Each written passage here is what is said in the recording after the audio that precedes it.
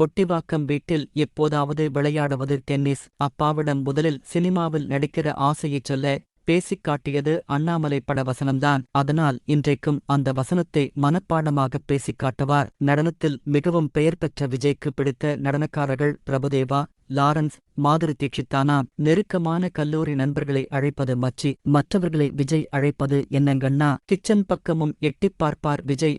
நெருங்கிய நண்பர்கள் குடும்பத்தோடு வந்தால் அழகிய தோசை வார்த்துக் கொடுப்பது இந்த அழகிய தமிழ் மகன்தான். அவர் தயாரித்துத் தருகிற காபி விசேஷ சுவையாக இருக்குமாம். எப்போதும் விரும்பிச் சாப்பிடுவது மட்டன் குருமா, தோசை. இளம் தோசையாக இருந்தால் இன்னும் பிடித்தமாகச் சாப்பிடுவார். வீட்டின் வராந்தாவில் காத்திருக்கும் எல்லா கார்களின் நிறமும் கருப்பு.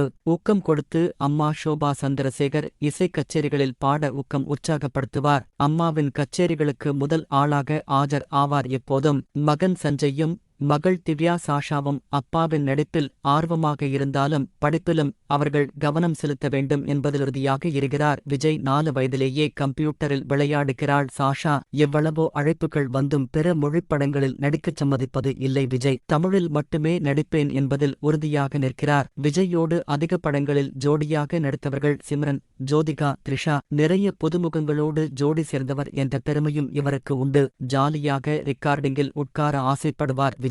எப்பவும் அவரது சமீபத்திய பாடல்களில் முணுமுணுப்போடுதான் காணப்படுவார் விஜய்.